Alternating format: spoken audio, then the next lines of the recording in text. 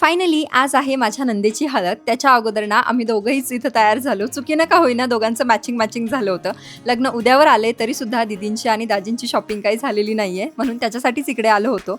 मंथनसाठी सुद्धा काही कपडे घ्यायचे होते आणि असा मस्त हिरो आमचा दिसत होता.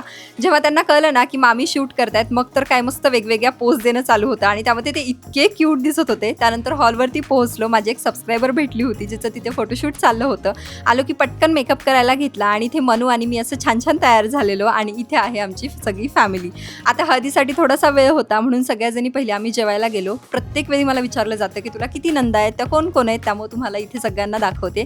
तर ह्या आहेत माझ्या 4 नंदा. सगळ्यांची लग्न झालेली आहेत आणि आज जिची हळद आहे तर ती आहे माझी मावस नणंद. आता नवरदेव नवरीला स्टेजवर यायला थोडासा वेळ होता म्हणून स्टेजचा ताबा घेतला होता आणि तेवढ्यात ना नवरदेव नवरीची सुद्धा एंट्री झाली.